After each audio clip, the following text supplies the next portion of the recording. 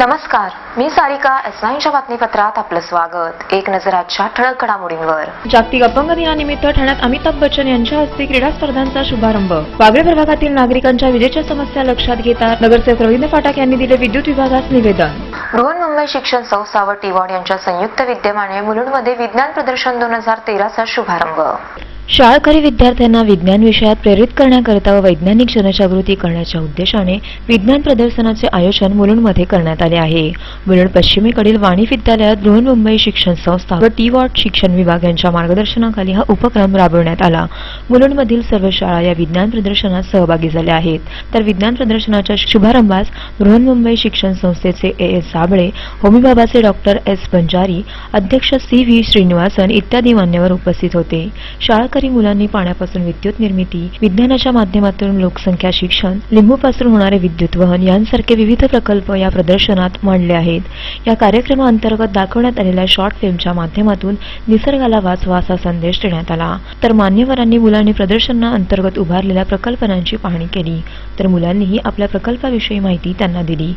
शासनाचे नियम आहेत, शासनाच्या सूचना आहेत, शासनाचे मार्गदर्शन की आपले जे विद्यार्थी आहेत ते विज्ञानामध्ये पुढे गेले पाहिजे आणि प्रगती केली पाहिजे. जर मुलांनी वैज्ञानिक दृष्टिकोन जर जोपासला आणि तो कृतीमध्ये जर तो आणला तरच आपल्या भारत देशाची चांगली या ठिकाणी प्रगती होऊ शकते.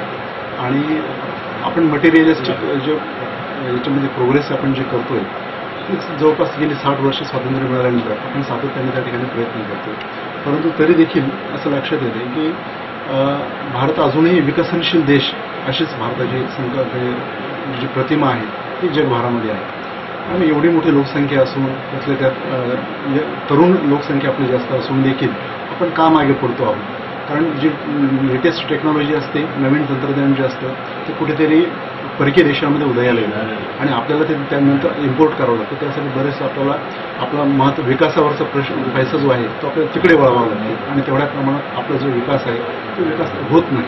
कारण ही जी टेक्नॉलॉजी आपण घेतो ती अत्यंत जास्त चढ्या दराने किंवा जास्त पैसा मोजून आपण ती घेत असतो. आणि म्हणून आपणच शाळांमधून विद्यार्थी दशेमध्येच असताना जर विज्ञानाविषयी जर मुलांच्या मनात आवड निर्माण केली आणि मुलांना जर आपण उत्तेजन दिलं तर आपल्याकडे सुद्धा चांगल्या प्रकारचे वैज्ञानिक तयार होऊ शकतील, चांगल्या प्रकारचे मॅथमॅटिशियन्स तयार होऊ शकतील की आणि आपलं जे लाईफ आहे ते आपलं लाईफ सुखकर होण्यासाठी ते चांगल्या प्रकारचं कॉन्ट्रीब्युशन ते देऊ शकतील. आणि म्हणूनच आपण अशा प्रकारची जी वैज्ञानिक प्रदर्शन आहे या ठिकाणी आयोजित केलेली आहे. मुलांच्यामध्ये स्टेज करेज वाढतं, मुलांच्यामध्ये प्रेझेंट कसं करायचं ते वाढतं. आणि शिक्षणाचा जो मेन उद्देश आहे आपला की हेड, हार्ट आणि हँड या तिन्हीचा त्या ठिकाणी विकास झाला पाहिजे. तर आपण लर्निंग बाय डुईंग हे जे तत्व आहे ते यामधून साध्य त्या ठिकाणी होऊ शकतं. म्हणून आपण या ठिकाणी आयोजित केली. व्हिडिओ जर्नलिस्ट योगेश मुवावडेसह उपेश शेवडे, S9 न्यूज, मुंबई. जिल्हा परिषद व रोटरी क्लब ऑफ ठाणेच्या वतीने जागतिक अपंग दिनानिमित्त आयोजित क्रीडा स्पर्धांचे बिग बी अमिताभ बच्चन यांच्या हस्ते उद्घाटन. रोटरी क्लब ऑफ ठाणे व जिल्हा परिषद यांच्या वतीने जागतिक अपंग दिनानिमित्त विविध क्रीडा स्पर्धांचे आयोजन दादोजी कोंडदेव स्टेडियममध्ये करण्यात आले होते. यामध्ये संपूर्ण शहरातील कर्णबधिर, मतिमंद, अस्थिव्यंग शाळांमधील 676 विद्यार्थी सहभागी झाले.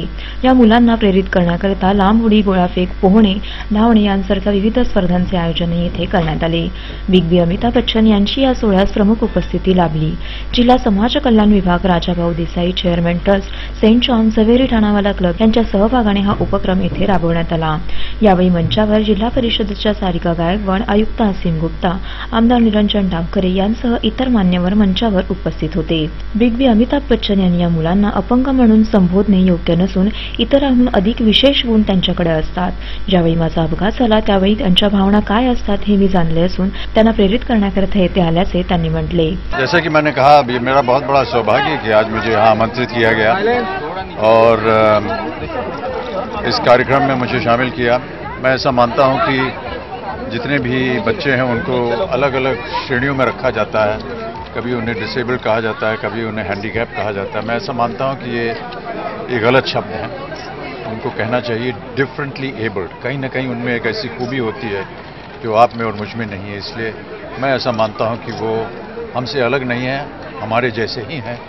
और जितना भी उन्हें प्रोत्साहित किया जाए समाज में एक तरह रहने का, उनको ऐसा ना माना जाए कि वो अलग हैं या उनमें कुछ कमियां हैं. मैं ऐसा मानता हूं कि उनमें बहुत ऐसे गुण हैं जो कि आप में और मुझ में नहीं है. तो मैं अभी कह रहा था कि कई बार मेरे साथ स्वयं ऐसी दुर्घटनाएं हुई हैं जहां पर शरीर का एक अंग जो है उसने काम नहीं किया, और तब पता चलता है कि कितना आवश्यक हो जाता है हमारा वो शरीर का एक अंग। दिवाली के समय ये हाथ हमारा पूरा जल गया था और इसको ये नाकाम हो गया था। तब पता चलता है कि साधारण चीज़ें जो हैं, कमीज़ पहनना, कमीज़ के बटन बंद करना, ये सब हम लोग नहीं कर पाते हैं। ईश्वर की कृपा थी कि सब कुछ वापस आ गया, लेकिन बहुत से ऐसे लोग हैं जिनके पास एक बार अंग खो जाता है, उनका तो वापस नहीं आता। तो उनके कष्ट को हमें समझना होगा और देखना होगा कि उनको समाज में एक स्तर पर ही रखें जिस तरह आप और हम रहते हैं। यावेळी येथील मुलांच्या चेहऱ्यावरील आनंद हा पाहण्यासारखा होता। तर स्पर्धेतील मुलांच्या घेतलेल्या काही प्रतिक्रिया। आज 3 दिसंबर है और हमसे अमिताभ बच्चन आए थे मिलने के लिए। आज हम लोगों को बहुत खुशी हुई जब मिलने आए हो। I am very happy. खूप चांगलं वाटलं आम्हाला। अमिताभच्या खूप आनंद झाला। आम्हाला या स्पर्धेचा खूप आनंद लुटता येतोय।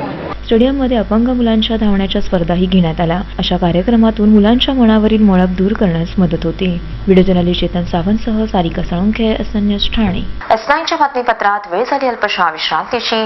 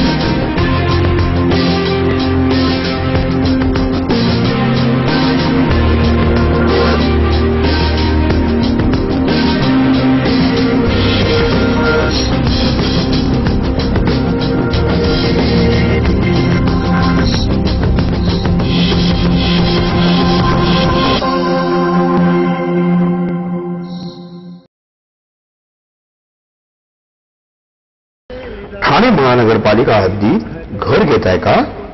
मग ते अनधिकृत तर नाही ना, याची खातर जमा करा। अनधिकृत घर घेणं हा विकणाऱ्यासोबत विकत घेणारा देखील तितकाच दोषी असतो।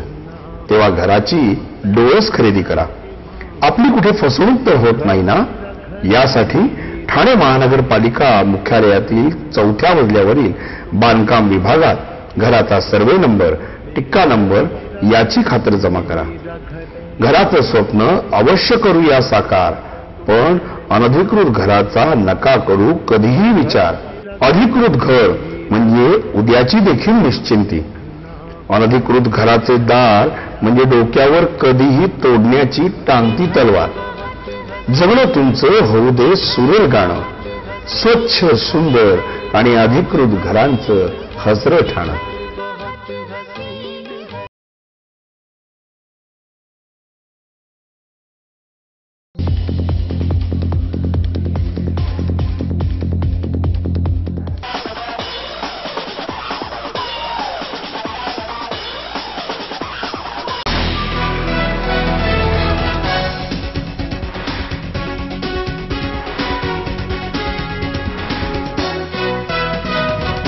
S9च्या बातमीपत्रात आपलं स्वागत। वागळे विभागातील वाढत्या नागरिकांच्या विजेच्या समस्या लक्षात घेता त्यासंबंधीचे उपाययोजना करण्याचे निवेदन रवींद्र फाटक यांनी विद्युत परिवहन विभागास दिले। विद्युत महावितरण कंपनीने नागरिकांना जुने विद्युत मीटर तातडीने बदली करून नवीन मीटर बसवण्याची सक्ती केली होती।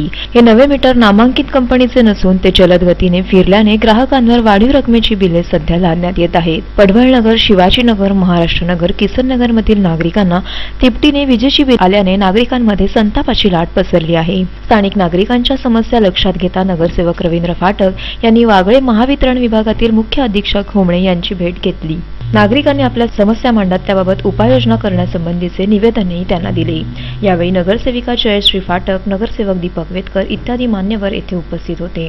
लवकरात लवकर नागरिकांच्या समस्यांचे निवारण न झाल्यास नगरसेवक रवींद्र फाटक यांनी धडक मोर्चाचा इशारा दिला आहे. तर उपमुख्यमंत्री अजित पवार यांनाही या संदर्भातील निवेदन देण्याचे त्यांनी स्पष्ट केले.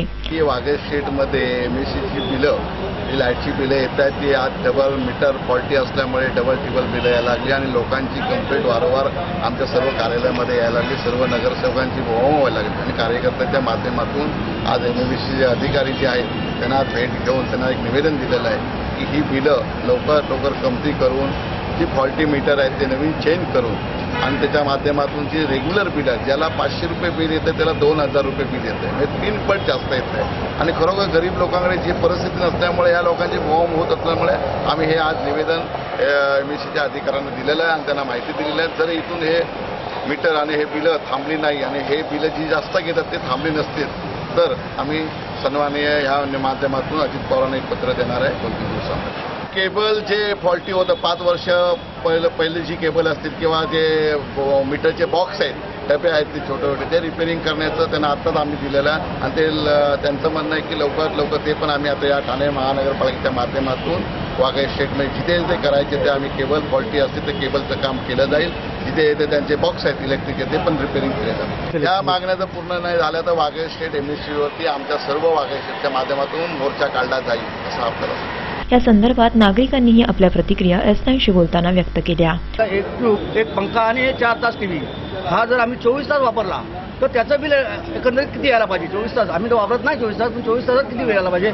माझ्यामध्ये त्याच्यामध्ये 800-900 रुपये यायला पाहिजे. तर 24 तास वापरलं तर आता मला 2100-2200 रुपये तर कमी वेळ वापरून सुद्धा म्हणजे आताच्या बिलामध्ये तिप्पट म्हणजे बिल येतं. पहिलं जे बिल यायचं ना, सर्वसाधारण माणूस हा म्हणजे हे 2-3 हजार रुपये आहे बिल भरू शकत नाहीये. ज्याला 7-8 हजार रुपये पेमेंट आहे, त्याची 2 मुलं आणि नवरा बायको, मला सांगा बरं 2.5-3 हजार रुपये एका महिन्याचं बिल आलं तर ते कशा रीतीने भरतील?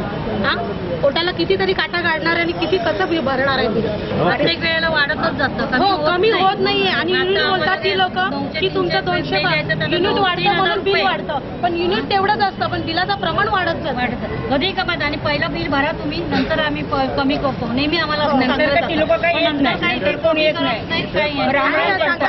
एकंदरीतच नवीन विद्युत मीटर हे नागरिकांसाठी त्रासदायक ठरत असल्याचे यावरून दिसून येत आहे. व्हिडिओ जर्नलिस्ट चेतन सावंतसह सारिका साळुंखे, S9 न्यूज ठाणे. कर्णबधिरांना वाहनाचा अधिकृत परवाना शासनाने द्यावा याकरिता अपंग दिनानिमित्त भव्य रॅली संपन्न. 3 डिसेंबर हा जागतिक अपंग दिन म्हणून ओळखला जातो. या दिवशी कर्णबधिरांना भेडसावणाऱ्या समस्या जगासमोर आणण्याकरिता ठाणे डेफ वेलफेअर असोसिएशन यांनी भव्य रॅलीचे आयोजन केले होते. महाराष्ट्र नवनिर्माण सेनेच्या मार्गदर्शनाने या रॅलीस लाभले, तर शिवाजी मैदान येथून या रॅलीचा शुभारंभ झाला. कर्णबधिर अपंगांना ऐकावयास येत नाही म्हणून भारतातील प्रादेशिक परिवहन विभाग कर्णबधिर अपंगांना वाहतूक परवाना दिला असता लोकांच्या जीवाला धोका होत असेल तर त्याला वाहन परवाना नाकारण्याचा अधिकार आहे. तर काही देशात कर्णबधिरांच्या वाहनांच्या मागे कर्णबधिर आकाराचे मोठ्या आकारातील चिन्ह लावण्याच्या अटीवर कर्णबधिरांना वाहतूक परवाना दिला जातो. मग महाराष्ट्रातील कर्णबधिरांना याबाबत न्याय मिळवून देण्याकरिता मनसेवा ठाणे डेफ वेलफेअर असोसिएशनच्या वतीने ही रॅली काढण्यात आली. त्यांना न्याय मिळवून देण्याकरिता मनसे त्यांच्या पाठीशी खंबीर राहील असे मनसेचे ठाणे शहर अध्यक्ष निलेश चव्हाण यांनी म्हटले. जागतिक अपंग दिनानिमित्त आज ठाणे डेफ वेलफेअर असोसिएशनतर्फे आज ही रॅलीचं आयोजन करण्यात आलेलं आहे. त्यांची प्रमुख मागणी अशी आहे की त्यांचं जे अपंगत्व आहे ते कानाचं आहे, ते डोळ्याचं नाही. चांगल्या प्रकारे वाहन चालवू शकतात. आजच्या धकाधकीच्या जीवनात त्यांना अधिकृतरित्या वाहन चालवता यावं म्हणून त्यांची मागणी आहे की परिवहन खात्याने त्यांना लायसन्स इश्यू करावे. पण हे लायसन्स इश्यू करण्यासाठी अनेक प्रकारच्या अडचणी आहेत, जेणेकरून त्यांना एकच सेंटर आहे बांद्रेला, तिथे जाऊन पहिले प्रमाणपत्रासाठी अर्ज करावा लागतो. त्याच्यानंतर त्यांना परत जे हॉस्पिटलला जाऊन तपासणी करून ते पर्सेंटेज तपासून घ्यायला लागतं. आणि ह्या विविध तपासण्यांमध्ये त्यांची ठाणा, मुंबई, बांद्रा अशी जी जसे उलपट होते ती सर्वसामान्य अपंगाला परवडणारी नाही. निसर्गाने त्यांच्यावर अन्याय केलेलाच आहे, पण माणूस म्हणून आपणही त्यांच्यावर अन्यायच करतोय. शासनाने कुठेतरी याची दखल घेतली पाहिजे आणि त्यांना अगदी सहज वाहन परवाना कसा उपलब्ध होईल या दृष्टीने बघितलं पाहिजे. आणि त्यांच्याकडे बघताना सहानुभूतीच्या दृष्टिकोनातून न बघता तो त्यांचा अधिकार आहे या दृष्टिकोनातून बघितलं पाहिजे. एकूण 300 ते 350 कर्णबधिर नागरिक बाईक रॅलीमध्ये सहभागी झाले होते. व्हिडिओ जर्नलिस्ट चेतन सावंतसह सारिका साळुंखे, S9 न्यूज ठाणे. S9च्या बातमीपत्रात वेळ झाली अल्पशा विश्रांतीची.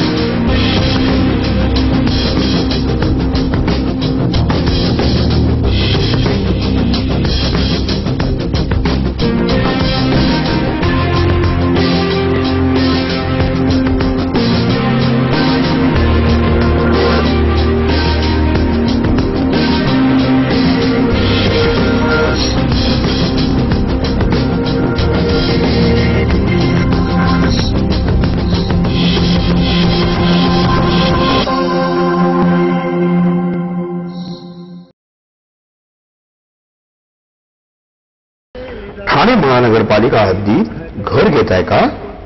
मग ते अनधिकृत तर नाही ना, याची खातर जमा करा. अनधिकृत घर घेणं हा विकणाऱ्यासोबत विकत घेणारा देखील तितकाच दोषी असतो. तेव्हा घराची डोळस खरेदी करा. आपली कुठे फसवणूक तर होत नाही ना, यासाठी ठाणे महानगरपालिका मुख्यालयातील 4थ्या मजल्यावरील बांधकाम विभागात घराचा सर्वे नंबर, टिक्का नंबर याची खातर जमा करा. घराचं स्वप्न अवश्य करूया साकार, पण अनधिकृत घराचा नका करू कधीही विचार. अधिकृत घर म्हणजे उद्याची देखील निश्चिंती. अनधिकृत घराचे दार म्हणजे डोक्यावर कधीही तोडण्याची टांगती तलवार. जगणं तुमचं होऊ दे सुरेल गाणं, स्वच्छ सुंदर आणि अधिकृत घरांचं हसरं ठाणं.